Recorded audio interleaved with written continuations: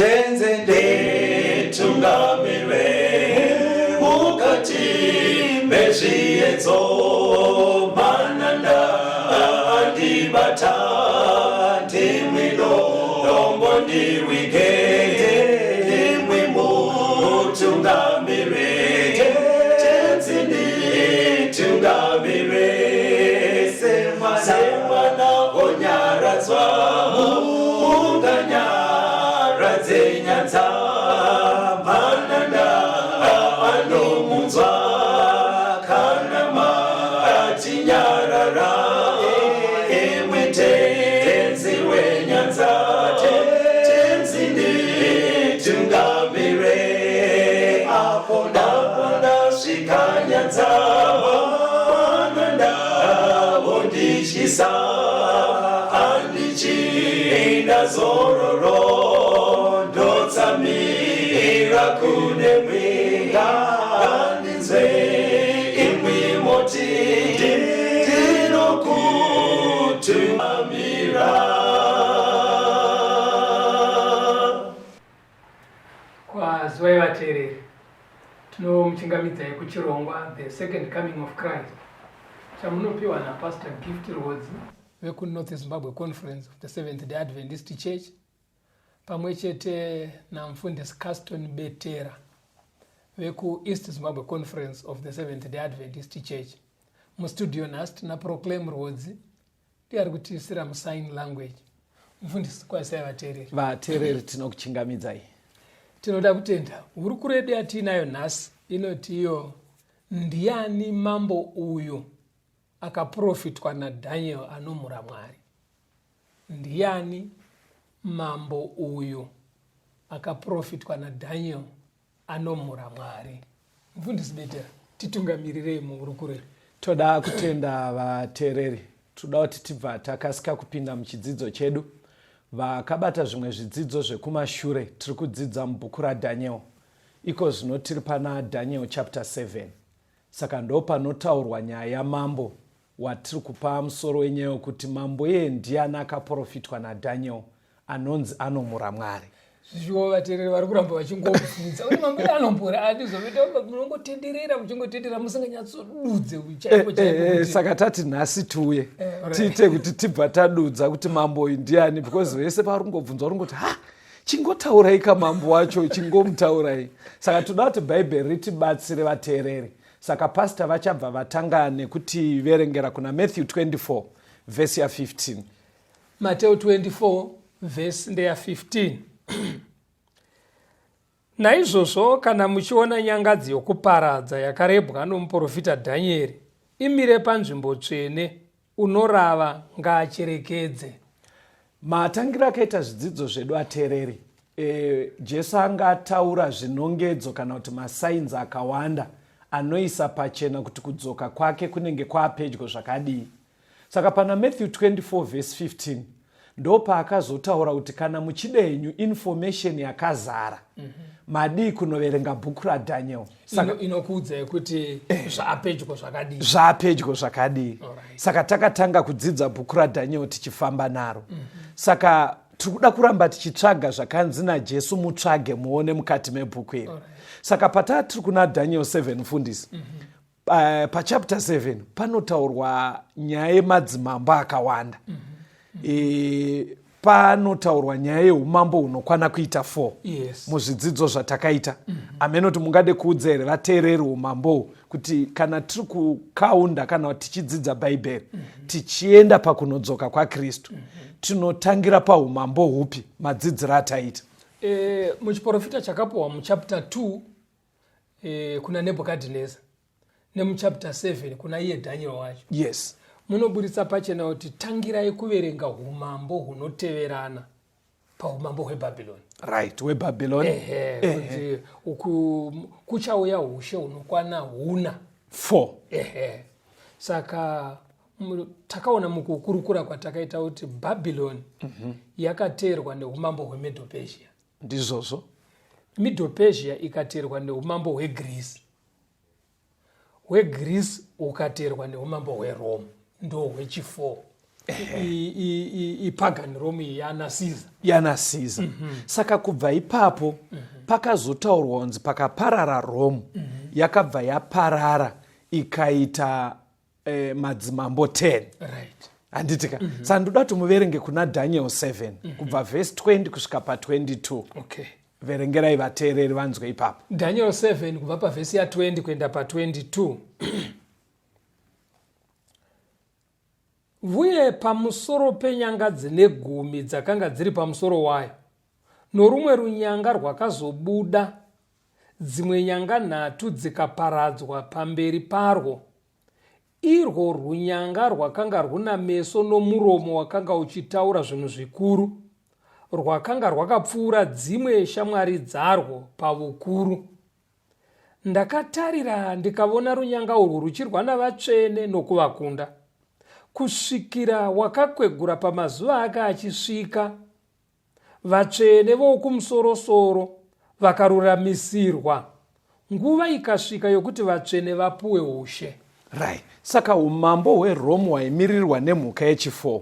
Hanzi paive nenyanga dzine 10. Right. Ndobva pazobuda imwe nyanga yakaparadza dzimwe nyanga 3. Right. Tikadzidza kuti nyanga idzi madzimambo. Right. Mungaudze here vateereri, because nhasi ndoda kuti vateereri vazive kuti mambo atiri kutaura ndiani. Ndiri kuitira vanogona kuva vakajambwa nezvidzidzo zvakapfuura. Kuti panyanga 10 dziya pakaparadzwa 3, 7 dzakasara idzi ndedzipi? Madzimambo apayo. Madzimambo akasara 10 pakaparara Roman Empire. 3 pa3 vakaparadzwa, asi vamwe 7 vakasara ndo vanoumba Europe yatiinayo nhasi vateereri. Okay. Kunoti Germany, France, England, Spain, Portugal, Italy neSwitzerland. Saka ndo zviri kumodern Europe yezvinezvi. Saka isusu manje patakadzidza kumashure painzi madzimambo 7 aya paari kutonga pane mumwe anowanikwa pakati pavo akazosimukawo, akazouya shure uye okuparadza madzimambo 3. Akazosimuka obva aita wechi8. Ndiye ari kunzi akaparadza 3 avo. Saka pamaverenga imimi panzi aparadza 3 avo. Anzi mambo uyu ane maziso nemuromo. Takazvidzidza izvi zvinorevei pasi? Pane uchenjeri hwakapinza uri pamunhu, uri paumambo. Poita zvakare kutaura aine waakamiririra, kunoita sokunonzi ndokunobva meseji dzake. Saka anoshanda semunyai werimwe simba. Handitika. Saka tiri kuona kuti mambo uyu anowanikwa pakati penyika dzamataura idzi, ari ikokoko kuEurope. Asiri mumwe we7. Asi we7, asi ari ikoko kune 7 ava kuEurope. Ndobva taona kuti pane uchenjeri huri pana mambo uyu. Achitaura aine waakamiririra. Saka toda kuti tinzwe zvimwe, because nhasi vateereri toda kuti muende maakuziva kuti mambo akaporofitwa naDaniel uyu anomhura Mwari ndiani. Verengai Daniel 7 verse 24 na 25. Daniel 7 pavhesi ya 24 nevhesi 25. Verse 24. Kana dziri nyanga dzine 10, paushe uhwu pachamuka madzimambo ane 10, asi mumwe zveuchamuka shure kwavo. Iye uchasiyana navamwe vokutanga, uchakunda madzimambo 3, uchataura mashoko okumhura okumusoro-soro, uchaparadza vatsvene, uye uchatsvaka mano okushandura nguva nemirayiro. Ivo vachaiswa mumaoko ake kusvikira nguva imwe nedzimwe nguva nehafu yenguva. Saka Bible vateereri riri kuti mambo wechi8 uyu wechisere anowanikwa iko kune 7 ava kuEurope, hanzi asi akasiyana nevamwe 7 ava. Kukuti uku pasi kurava kuti matongero ake ndi mambo yes ava madzimambo, asi mumararamiro ake akatosiyana. Sekudzidza kwatava tichiita kumashure, tainzwa kuti mambo uyu mukutonga kwake anosanganisa nekunamata. Ndobva panzi futi chimwe chinongedzo chinoita kuti timuzive, hanzi anomhura Mwari. ndosaka tinoda kumutsvaga because kuri kwekuti anotonga zvakasiyana nevamwe hazvinei nesu ari different but muno mustudio tiri kuita nyaya yekudzoka kwakristu ine chekuita nekunamata saka ndo patidena ipapapo kuti anomhura Mwari. Kumhura Mwari takakudzidza pasi. Anenge chii chibhaibheri kana chiti kumhura Mwari? Chakapfuura vateereri kuti kumhura Mwari kudzikisira Mwari, kumuderedza kubva paumwari hwake, nemamwe manzwi kumuratidza akashoreka kuvanhu. Kuita kunoshora Mwari. Kuita kunoshora Mwari. Takazvidzidza zvikanzi chimwe futi chaakaita uyu. Akaparadza maKristu. Right. Machinzwa chimwe chacho zvikanzi akafunga futi kuchinja mitemo yaMwari. That's right. Ane murikuona munhu ikwa saka tinoda kumutsvaga kuti ndiani nhasi zvinofana kuenda zvapachena but pane zvimwe zvinotibatsira mufundisi nemi vateereri kuti tinzwise kuti mambo ndiani. Muzvidzidzo zvakapfuura takazoverenga futi kuna vaTesalonika. Pastor ndoda kuti muvhurire vateereri Thessalonians wechipiri chapter 2. Thessalonica 2. Yes, verse 3 na 4. Verse 3 na 4.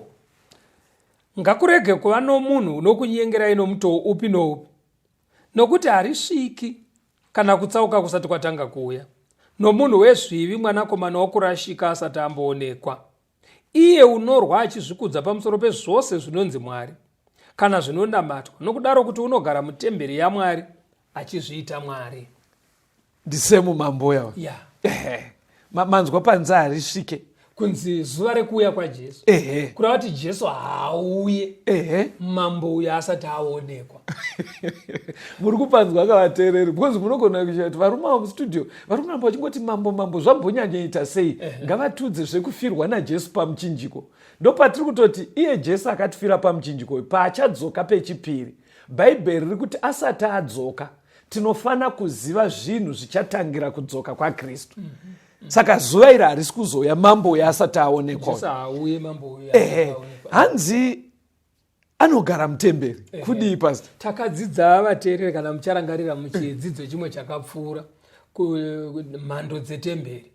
Asi takazoona kuti mhando yetemberi iri kutaurwa panapa maKristu neuwandu hwawo kwavari vese. Vanonzi temberi yaMwari. Right. Saka kana achinzi anogara mutemberi Bhaibheri riri kuti ndimambo anoverengwa pakati pevanonamata. Okay. MuKristu anoita zvechikristu. Munhu anoita zvechikristu. But pabva panzi achiita zvechikristu anoshora Mwari nekurwisana naMwari. That's right. Muri kuona papa sei nyaya tiri kuda kuironda kuti muKristu asi orwisana naMwari wacho. Saka uKristu wacho unobva washaya kuti uri papi mani. Saka imimi vateereri, ndiani mambo akaporofitwa naDaniel anomhura Mwari? Taona kuti mambo uyu anowanikwa pamwe chete nemadzimambo 7 ari kuEurope. Ari kutonga pamwe chete navo. Kureva kuti mambo uyu ari kuEurope. Ndobva taona kuti akaparadza mamwe madzimambo 3. Takazvidzidza kumashure. Ndobva taona kuti ane maziso nemuromo. Kureva kuti pane uchenjeri kana achitaura ane waakamiririra. Ndobva taona zvakare kuti akaparadza maKristu kupesecuta. Ndobva taona zvakare kuti mambo anomhura Mwari uyu anzi anotomhura Mwari. Kuderedza Mwari, kushora Mwari, kudzikisa Mwari kubva pachinzvimbo chake. Ndobva taona futi kuti akafunga kuchinja mitemo yaMwari. Takazvidzidza tikaona kuti kufunga havo kudaro asi mitemo yaMwari haidii, haishanduke, haichinjike. Ndobva taona futi kuti anogara mutemberi kureva kuti anowanikwa pakati pemaKristu. But achiwanikwa pakati pemaKristu kudaro anenge achirwisana nezvinodiwa naMwari. Pane pasarire pastor pane zvinonongedzera. Ndozviratidzo zvacho izvi ndominongedzo yacho. But mukuona pati kutaura kudai pane vari kutoteerera vari kungoti ibvai mangomutaura kaka ivo ndopandauda kutotaura kuti vateereri vakamirira kunzwa kuti ndiani. Izvi zvamuri kudzokorora zvinokudzika ndo zvatataura mavhiki ese apfuura. Right. But mubvunzo uramba wachikuti but anombori ani? Aiwa tikanzwa kambo vateereri tiri kubva taskodudza. Chikonzero apa ndiri tambodzoka kudai kune vatanga kunzwa chidzidzo ichi nhasi. Saka tikuitira kuti mufambirane nesu kuti kune nyaya yakaprofitwa naDaniel. Kuna Daniel 7 kunotaurwa zvemumwe mambo ane minongedzo iyi yatataura manje ndina mufundisi. Saka uyu mambo uyu tiri kumudzidzirei? Hanzi zuva rekuuya kwaKristu harisvike mambo iyeye asati aonekwa. Saka vatanga kutijoina nhasi pachirongwa taakufamba tese. Ngatimbonzwa kambo tiuye tisikuona ndiani mambo uyu anomhura Mwari akaporofitwa naDaniel. Vateereri, rambai muri pachirongwa.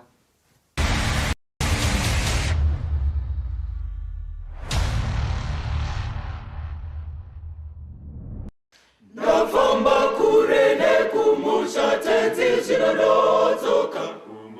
Ndakaita zvakashata zvinodzoka kumushata. Manudzai maoko enyu tenzi nouya. Nditore ndite muranda wenyu nokuti ndakatadza. Ndodzoka kumusha wenyu kumusha. Zvese zvashata. Mwana wenyu narenesha zvekusafamba. Ndoya tenzi zvekusafamba. Nditore ndite wenyu narini ndogara kumusha. Ndarasa makore mazhinji tenzi zvinodzoka. Ndombiyuka nemasodzi zvinodzoka kumushata. Manudzai maoko enyu tenzi nouya. Nditore ndite muranda wenyu nokuti ndakatadza. Ndodzoka kumusha wenyu kumusha. Zvese zvashata. Mwana wenyu narenesha zvekusafamba. Ndoya tenzi zvekusafamba. Nditore ndite wenyu narini ndogara kumusha. Ndashaya ropa rorenyenye tenzi zvinodzoka. Mundishambidze ndichene rurenyenye ndicheneta. Manudzai maoko enyu tenzi nouya. Nditore ndite muranda wenyu nokuti ndakatadza. Ndodzoka kumusha wenyu kumusha. Zvese zvashata. Mwana wenyu narenesha zvekusafamba. Ndoya tenzi zvekusafamba. Nditore ndite wenyu narini ndogara kumusha.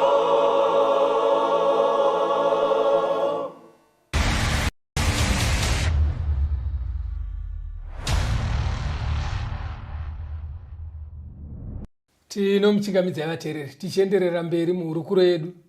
Ndiani mambo uyu akaporofitwa naDaniel anomhura Mwari? Ndo pari kutenderera nyaya yedu. Mfundisi andeipa mberi. Verengai vaTesalonika echipiri chapter 2 verse ya 3.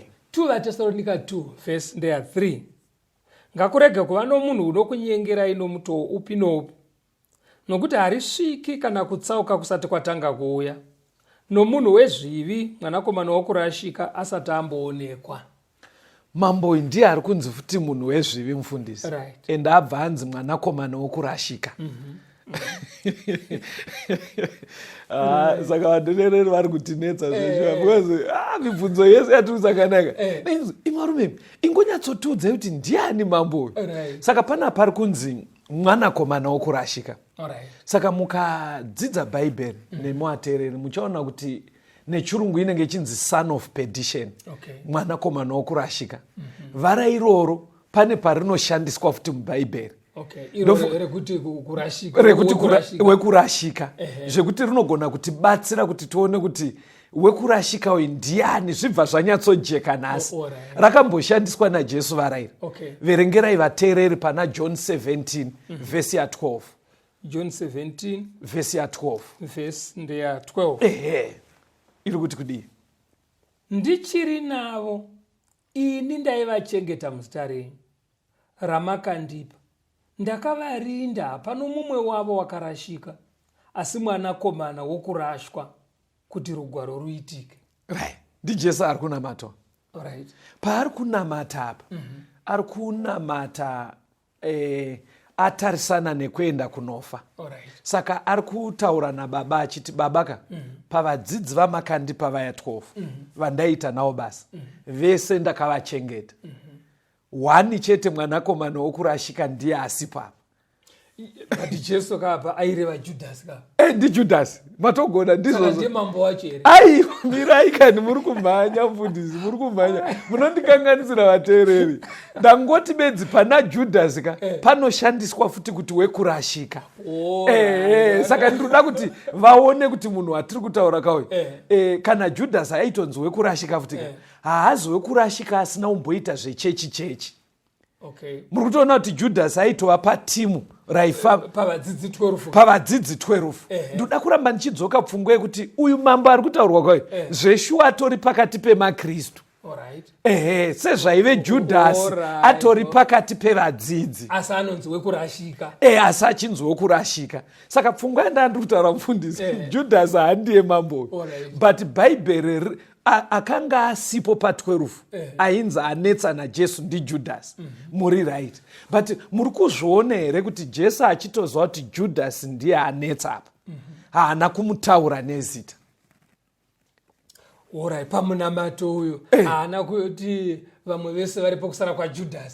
Akati vamwe vese varipo kusara kwemwanakomana wokurashika. Ndoza hapasati pakujekerai. But ndoda kuti muzvione kuti Jesu aizviziva ndiJudas asi haana kumutaura nezita. Kurati ane chikonzero chaakanyenyeredzera zita here. Ane chikonzero asi aimuziva.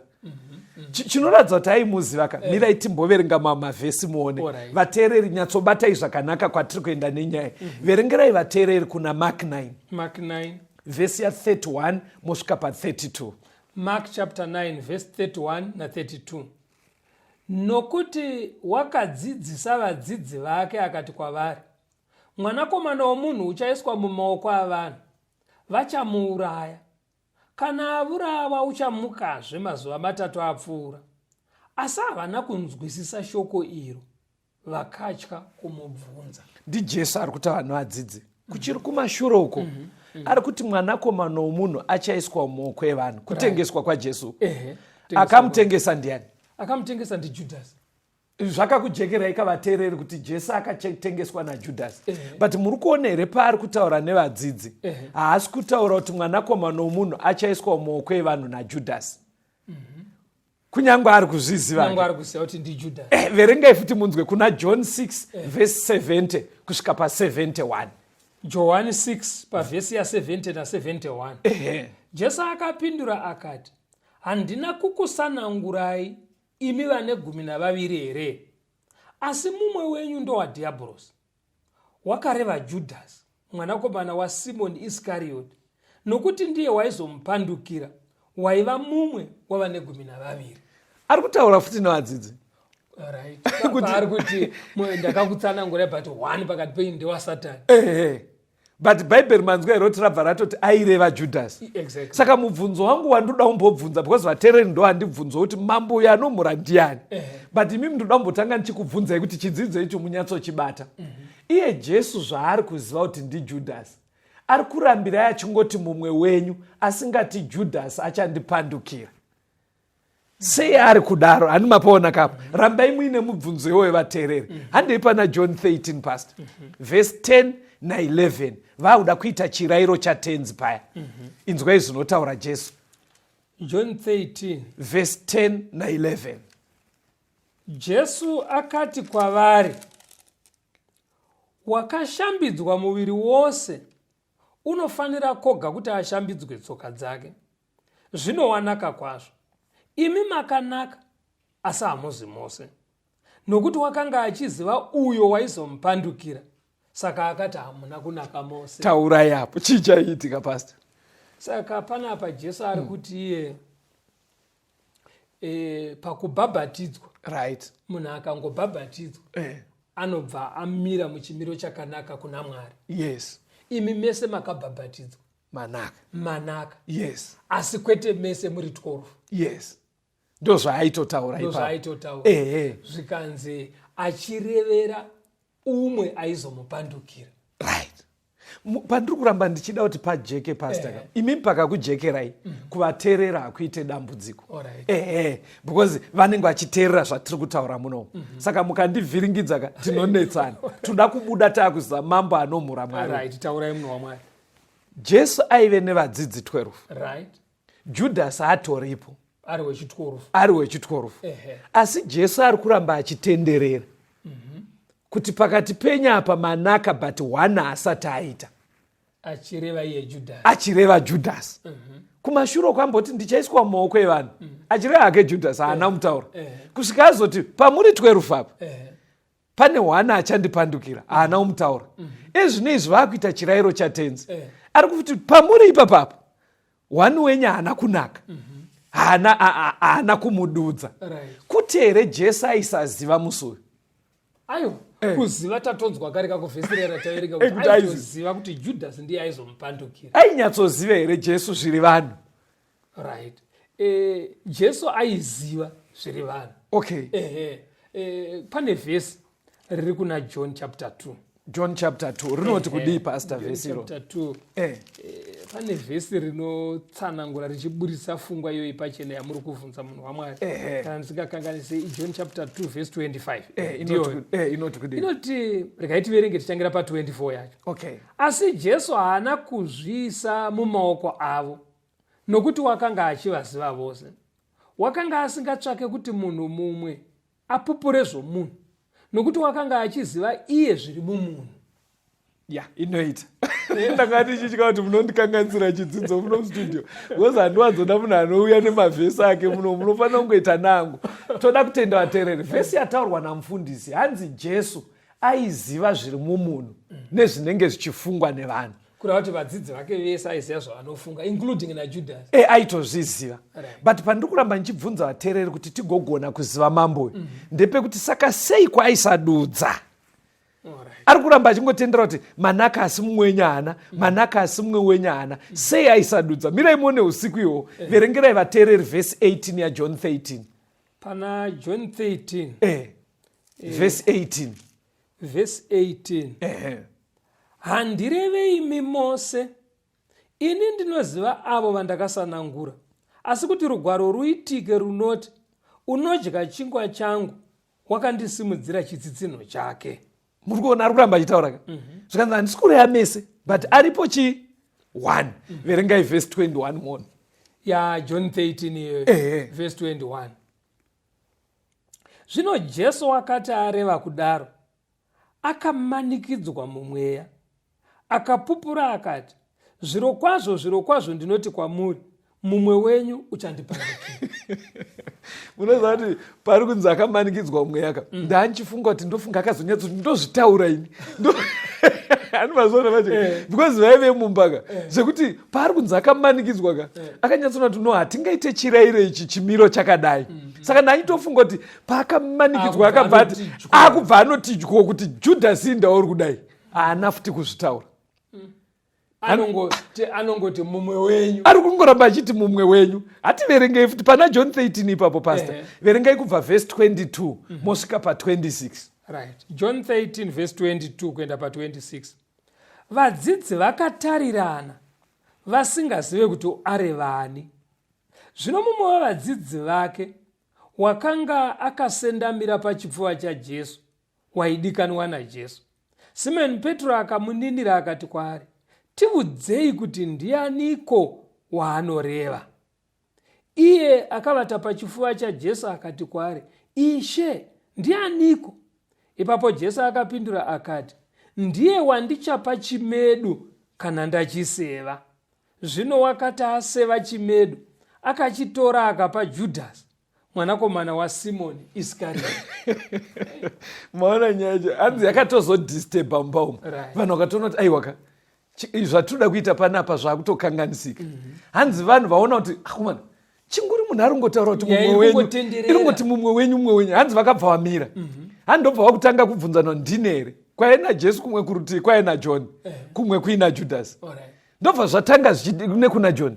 Ndini here. Hanzi zvekuti Peter akatozopa saini kuna John kuti shamwari tibvunzire kuti vari kurevani. because nyaya yacho yabvira kare kaichingoti ndiani ndiri kuziva ndiani. Hanzi John ndobva azobvunza zvikati nhai rabhi ndiani kuwamunoreva uye akati wandichapa chingwa zvikanzi kuna John zvikanzi wandichapa chingwa kana ndaseva. Mukuona kuti pari kunditira ana futi kutaura ari kuramba achingopa mumwe munongedzo futi zvikanzi wandichasevera chingwa iye ndiye wacho. Still haana kutaura. Iverengei kuna Matthew munzwe nyaya iyoyo. Matthew 26 verengai verse 21 kusvika pa23 mobva mazoverenga verse ya25. Matthew 26 verse 21 kusvika pa23 mozoenda pa25. Vakati vachidya akati kwavari, zvirokwazvo ndinoti kwamuri, mumwe wenyu uchandipandukira. Zvino vakava neshungu kwazvo, vakatanga mumwe nomumwe kutaura kwaari achiti, Ishe ndini here? Akapindura akati, waisa ruoko neni mundiro, ndiye uchandipandukira. Zvino Judhasi, uyo wakamupandukira, akapindura akati, Rabhi, ndini here? Akati kwaari, ndizvo zvawataura.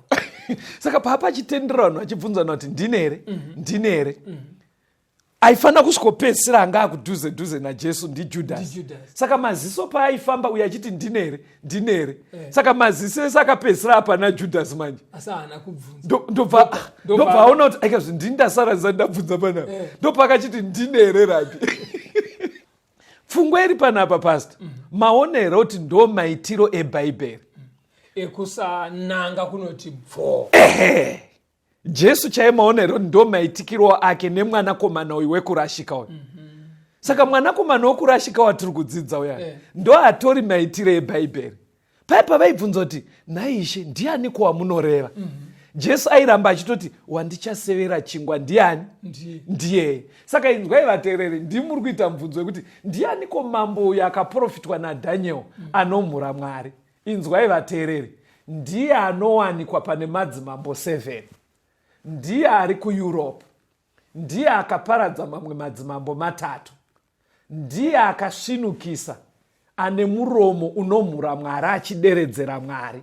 Ndiyeye akaparadza maKristu. Ndiyeye akafunga kuchinja mitemo yaMwari. Ndiyeye anowanikwa pamaKristu. Ndapindura makutaura mataurira aishe Jesu kurapa muchitenderera musinganyatsokuti pasi kuti asi ndine ndakanganisa here apa pastor. Muri kutedzera hangu maitiro eBhaibheri. Very good. Ndopfungwa yandiri kuona sekuti muri kuti mimi ticharamba tichingotedzera zvinoitwa muBhaibheri. Exactly. Udzai vateereri pajeke ipapo. Alright. Saka vateereri pfungwa iri kubuda pachena ndeyekudaiwo. Jesu kunyange aiziva zvisina kana doubt kuti aizomutengesa ndiani. Pese paanotaura anga asingadudze nezita kuti ndinhingi. Asi aitaura zvaiburitsa pachena kuti vese vakateerera vanoda havo kuziva kuti ndiani, vachishandisa zvataurwa vaibva vangoona kuti ndiJudhasi. Magona mufundisi. Saka opana mambo uyu. Yes. Pfungwa yandiri kuona iri kuburitswa namufundisi. Yes. Ndeyekuti Mwari vanotendera minongedzo yakawanda kuti iburitswe muBhaibheri. Ichinongedzera kuna mambo uyu. Nezvinobatsira vanoda kumuziva kuti vaone kuti hausi umambo weBhabhironi. Right. Hausi weMiddle Persia. Right. Hausi weGreece. Right. Hausi umambo hwana Caesar weRoma. Yes. Asi umambo huripo. Saka zvese zvinonyatsoiswa zvekuti vanhu vakatarisa vanobvaona kuti ndeuyo. Noda kutenda matsanangura zvakanaka ipapo mufundisi. Ndizvozvo pamubvunzo wenyu vateereri ndo mapinduriro atoda kuita. Toda kupindura sekudzidzisa kunoita Bhaibheri.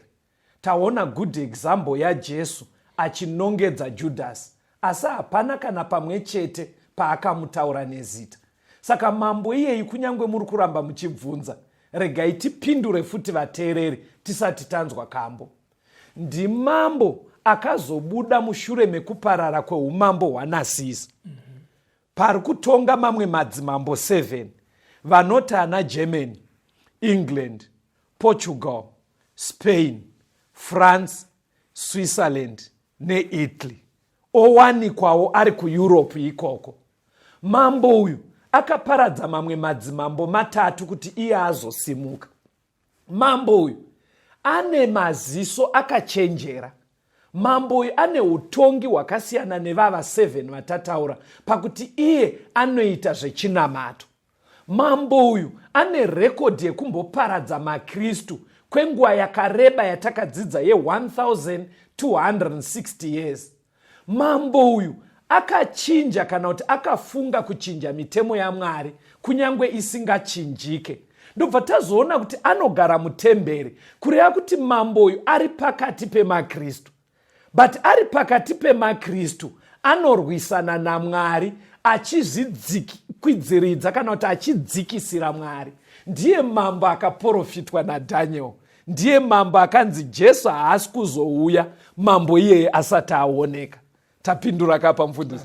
Ngatimbounzwai kambo tikodzoka tosusukidza kubva ipapo. Toda kutenda.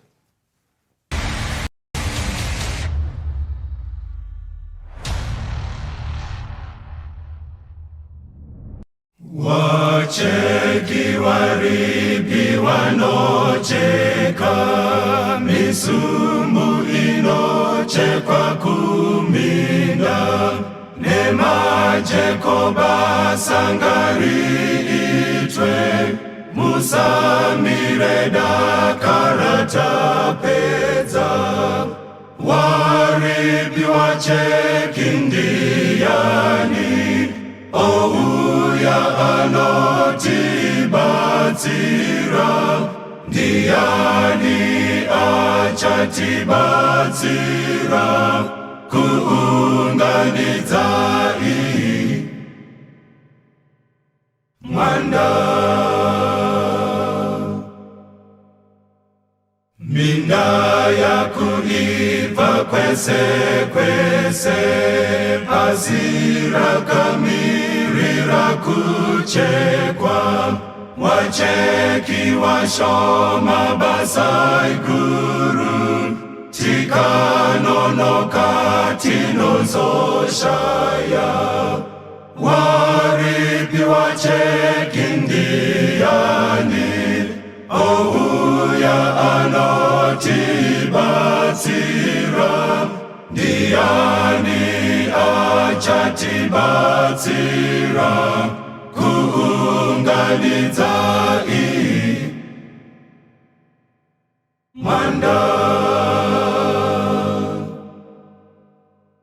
Wanawe wanuunzai majeko, muunganidze mbesa dzatenzi. Batanyi dakara tenza uye, muzopiwa rufaro kudenga.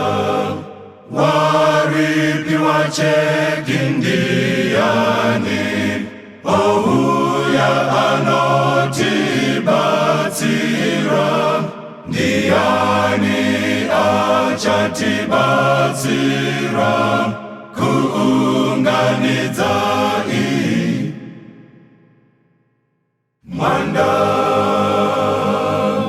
Waribi wacheki Ndiani, ouya anotibatsira. Ndiani achatibatsira kuunganidza mwanda.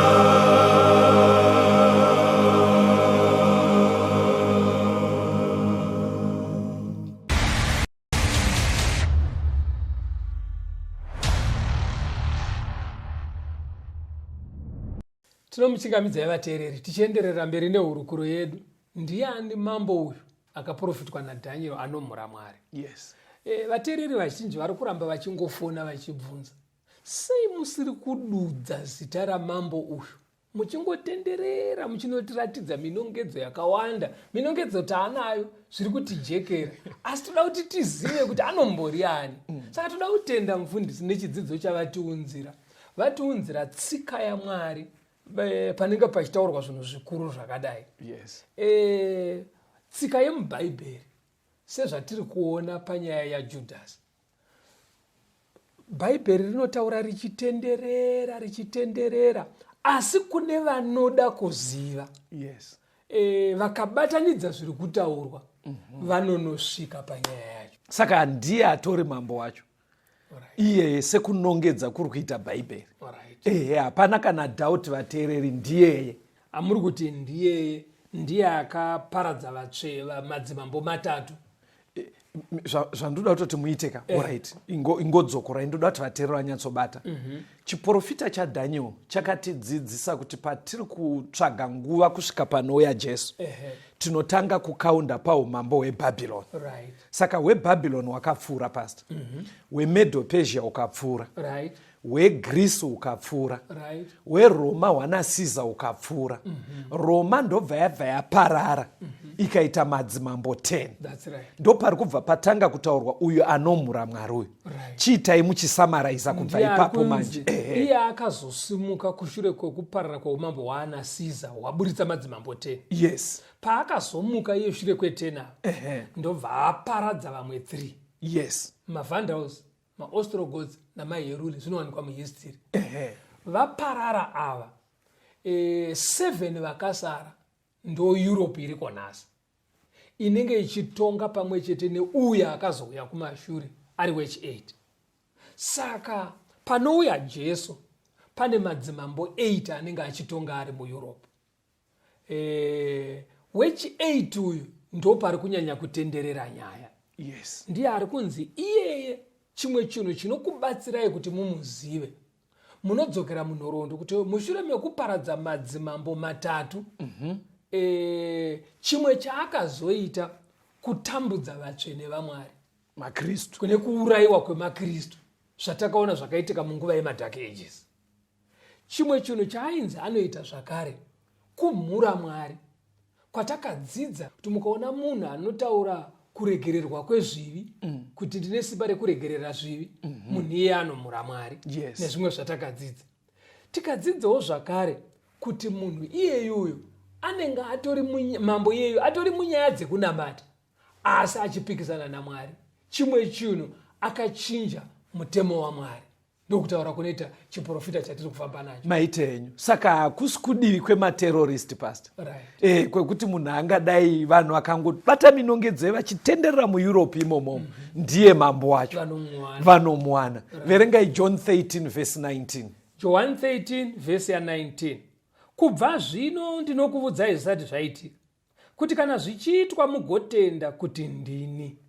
Chimwe Jesu chaanotaurira minongedzo iyi yobva yaitika nemo sekutaura kwake. Hanzi chimwe chazvinoitirwa neBhaibheri kuti muzive kuti ndiye Jesu atori Mwari. Kakungoziva kakadaro kanofanira kuita kuti mubva mangona kuti ndiMwari. Ndozva mandiverengera vhesi rama muchiti aiziva zviri muvanhu. Saka kakungoziva aka kanobva kapatsanura munhu naMwari. Masonaka. Saka hanzi ndo chimwe chikonzero chandinopira chiprofita ichi. Kuitira kuti munoziva kuti tine vamwe vateereri vekuti iye zvino havatoite zvekunamata. Havana kuchechi kwavanoenda. But Bhaibheri riri kutova challenge kuti pavanoona nyaya idzi dziri nemo hanzi vanofanira kubva vatoziva kuti kudenga kuna Mwari anofanira kunamatwa. Oita hake tumwe tunharo twese but nyaya yekuti Mwari aripoka yaifanira kuverifyika nenyaya dzakadai. Hanzi ndo imwe reason yacho. Imwe reason yacho inobva yatsimbidzira pane iyi yatataurai. Verengai munzwe kuna Isaiah 46 verse 9 kusvika pa10. Isaiah 46 verse 9 neverse 10. Rangarirai zvinhu zvapfuura zvakare, nokuti ndini Mwari hakuno mumwe. Ndini Mwari hakuna wakafanana neni. Iye unoparidza kubva pakutanga izvo zvichaitika pakupedzisira, nokubva panguva yekare kare zvinhu zvichigere kuitwa. Ndichiti zvandakarayira zvichamira, ndichaita zvose zvandinoda. Mwari ari kutsimbidzira kuti profesi yemuBhaibheri ndo chimwe chezvinhu chinonyatsodhinda kuti tigutsikane kuti Mwari ariko. Ndiri kungoitaura hangu nyaya ndoziva kuti vateereri vedu vanotoziva kuti Mwari ariko. But kungotsimbidzira kuti munoziva kuti chiprofita chaDaniel pastor chakapiwa kuine makore anosvika kuma500 Jesu asati auya. Iye zvinezvi taane makore kuma2000 Jesu aenda. ukaedha ese that's about 2500 years pakapiwa chiprofita ichi. Right. Ndo zviri kunzi naIsaya manje kune mumwe here angataure nyaya dze2500 years to come dzonoti nemo kudaro. Saka bhaibheri kubva rati hakuna ndini ndega ndinoita izvozvo. Saka kuroti vasingatende munyaya yebhaibheri chaifana munhu anogona kutati imoda kutati zveshuwa mera akazozvara munhu akadaro oita nharo, but paifana kushayikwa nharo zvachose paprofesi yemubhaibheri. Ameno mukupaona sei ipapo kakunoburitsa kakadaro nekuti akataura nguva yakareba zvisati zvaitika ndobva zvazoitika exactly sematauriro ake exactly zvakadaro. Saka pari kubva panzi pazvinonodaro kudaro nematererani mukuona kuti mambo yakaporofitwa anomhura Mwari mamonaka hanzi pamuri kunyatsonoti nai ndiye ndo pari kunzi ipapo manje zvinofanira kuti muti shuwa Mwarika ariko Mwari anotonga. Kana ndakunzwai zvakanaka mufundisi kuti imimi munhu kana achidzidza zviprofita zvese izvi onyatsoona kuti zvakanzi Bhabhironi ichauya yoterwa neMedo-Persia, kouya Greece, kouya Rome, Rome yoburitsa madzimambo 10, yes, kozomuka mumwe futi oparadza matatu, kosara 7, iye woita wechi8, votonga vakadaro, yes, kusvikira panouya Jesu, yes. Asi nyaya hombe manje yakunanga pane wechi8 ari kuita sei nekuti iyeyu katongero kake kanosiyana nevamwe. Vamwe vanongoita zvematongerwo enyika, right, asi anotonga achinonhanira kune zvaMwari, yes, because anomhura Mwari, ochinja mitemo yaMwari, yes, oparadza vatsvene vaMwari, ouraya makristu, yes. Saka mutoona zvishuwa kuti pakabva pakaparadzwa 3 aya 7 akasara ariko kuEurope, aritoriko iriko ende zveshuwa zvairiko makristu akatombourayiwa, yes, mitemo zveshuwa yakachinjwa because weSabata vanhu vakuchengeta Sunday makristu nazo, yes, wakatochinjwa ende zveshuwa kune mumwe mutemo uri kuti vanhu vakupfugama pamberi pezvifananidzo, izvo zvichirambidzwa mubhaibheri, yes. Saka zveshuwa mitemo yakaita sei yakachinjwa. Saka muri kuti kana munhu aona zvese izvi nekuzadzisika kwazvo ngaanamate Mwari pastor. Saka vateereri munhu ngaanamate Mwari arege kuramba achiita nharo. Aiwa, point. Tinogona kuisana nharo zvimwe zvinhu kwete nyaya iyi inenge yaenda pachena kudai. Chii chimwe chaanodira kuti tirambe tichibata nyaya dzechiprofita? John 16 verse 4. John 16 verse 4. Verse 4. Asi ndakakuudzai izvi kuti kana nguva yazvo yasvika mugozvirangarira kuti ndakakuudzai. Handina kukuudzai izvi kubva pakutanga nokuti ndaive nemi. Hanzi chimwe chaanoitira madetails aya kuti ave pachena. Right. Ari kutoziva kuti kune vagara vari kuita zvekunamata pastor vakatenda muna Jesu. Right. But vari kunzi makatenda nyaya ichingoichengetaiwo sepasuro. Okay. Pamunoona ichiti nemo sekutsanangura kwatiri kuita mustudio, hanzi mubva maziva kuti nyaya iya yakuswedera. Hanzi zvinofanira kuchechutsa pfungwa. Pazvinenge zvichiitika isi nyaya yekuti unongoramba uchingoti aiwa ndoenda kuchechi, kureva kuti giya racho remaonera unoita nyaya dzekunamata ngarichikwirira, rikunongedzere kuti the second coming of Christ yapadhuze. Mapabata kapo ndoda kuti muverenge kuna John 15 verse 15. John 15 verse 15. Yes. Handichakuidzi varanda nokuti muranda haazivi zvinoitwa nashe wake, asi ndinokuidzai hama nokuti zvose zvandakanzwa kuna baba vangu ndakakuzivisai izvo. Hanzi sei Jesu achitipa nyaya idzi pastor? Hanzi nekuti tiri hama. Right. Tiri vana vake. kuti tiri hama. Kureva kuti kana taakutenda tave vana vaMwari. Yes. Saka anotiudza zvakavanzika izvi nekuti taane ukama naye. Pane ukama. Iwo hazvina kunaka kuti mukomaka muri mukoma wangu kudai imwe nyaya yakakosha yemumusha moinzwira kumaraini. Saka ndo zvaanotipira tiri hama nehama. And abva ati nengari yekuti muri hama zvese zvandinoudzwa nababa ndinodii. In other words arikutoti nyaya iyi pastor itop secret ndeve ukama. Yekutoti mubatsirike chaizvo kana matenda muna Kristu ndo nyaya dzedu paukama hwedu semaKristu kuti tipote tichiudzana. Saka uri kubudisa pachena kasito kuti zvinhu zvatiri kutsvaka kuti mambo uyu ndiani yes vazhinji vanogona kunetseka asi kana munhu mwana waMwari eheka ndo nyaya dzedu inyaya dzemumusha inyaya dzemumusha kune vana vaMwari apa handisi kureva kuti vechechi yakati neyakati tiri kureva wese akada zvaKristu saka zvinomujekera nekuti wawe mhuri. Saka Jesu ari kuti handigoni kuramba ndine information yakakosha kudai imimi muri vemumba. Kureva kuti kudzidza shoko raMwari kunogona kunosiyana nemetsi. Tsanangura ipapo kuti kana izvi kaizvi zvichida zvakuda unoita kunge chibhende chiri chibhende chemumba hama dzinonzwa exactly. Saka zviri kubuda panapa vateerereka ndezvekuti nyanya kunzwa shungu dzekuda kuve mwana waMwari. Exactly. Usati wati Mwari ndiudzei zvakavanzika zvenyu. Then kana mwana waMwari wakurarama muukama naMwari, Mwari anorerukirwa kukuzarurira zvemumba. Zvinobva zvareruka. Saka shungu dzevanhu ngavati dai ndavawo wemhuri yaKristu.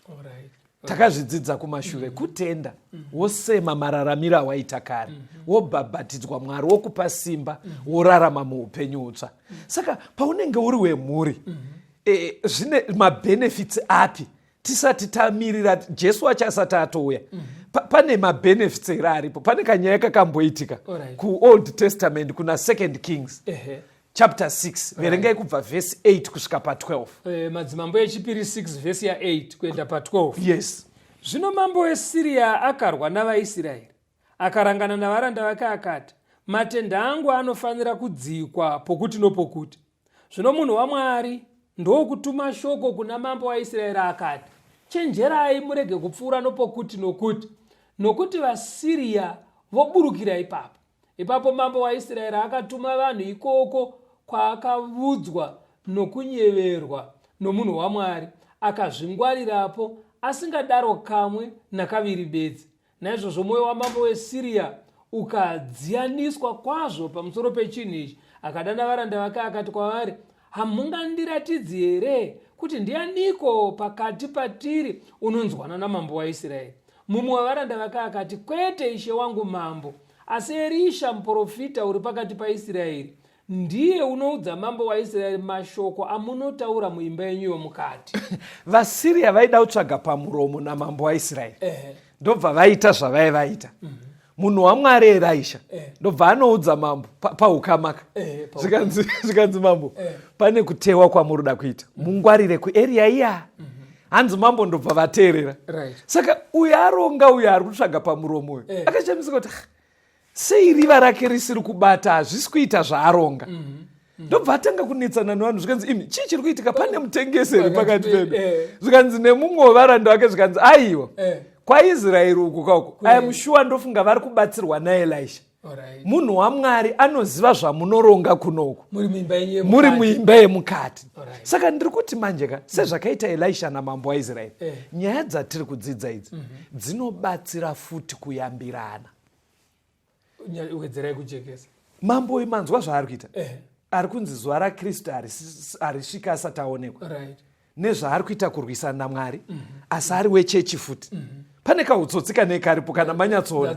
Saka kahutsotsika kako Mwari manje haana kuda kuti vemumba naye vekutenda vazokaruka vabatwa nekahutsotsika vakavarayirwa. Saka achipa chiprofita chakadai kuti zvifanojeka kwavari vanhu vagoziva kuti Jesu asati auya kunenge kuine chimiro chakadai pakunamata. Besides kungojeka pastor, unobva wangwara woziva pasiri pekutsika.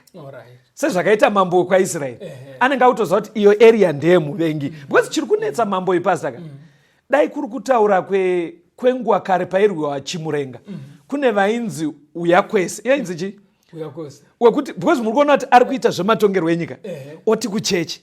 Saka munhu akadaro ari trick unogona kukaruka wabatwa mutrepi dzake. Saka pari kunzi shoko rouprofita manje Jesu akati tidzidze Daniel kuitira kuti unongwara unobva ona kuti apa hapasi pekuenda apa hapasi pekuenda wova munhu akachengeteka takamirira kuuya kwaJesu. Ndiri kuona nguva dzedu dzafamba pasi but ameno ndibatsirei ndisati ndangozvipembedza ndega kuateereri. Ndavaudza here mambo uyu akaporofitwa anomhura Mwari?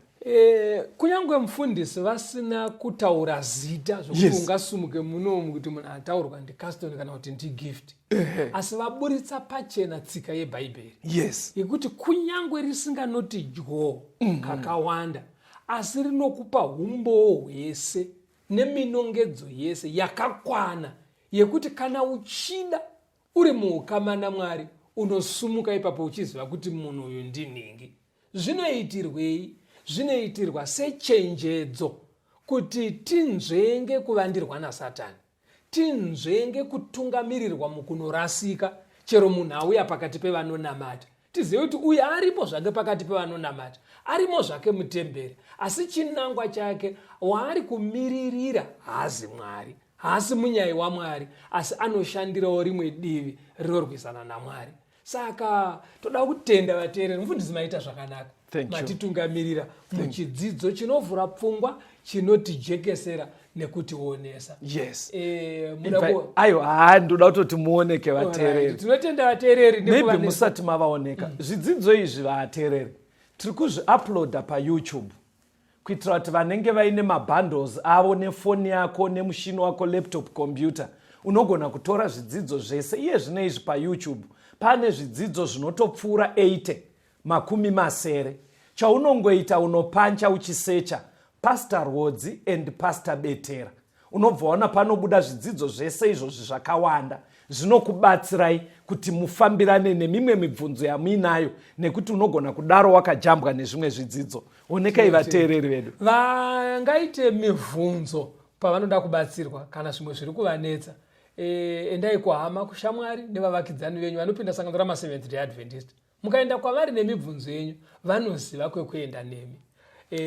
Imwe nzira mogona kutibata panhare dzinoteera 0775 460 175, 0775 460 175, kana kuti 0716 452 086, 0716 452 086. Mwari ave nemi, tigosangana muchikamu chinoteera.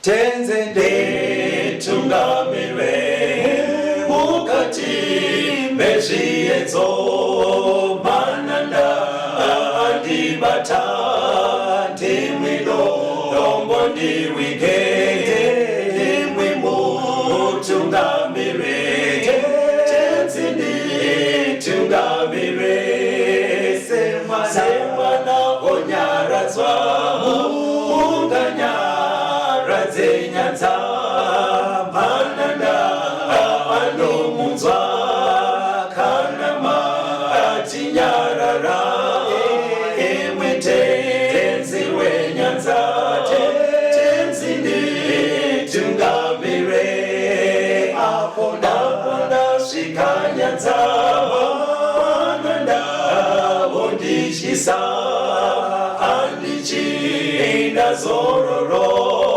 ndotsamira kune mwenga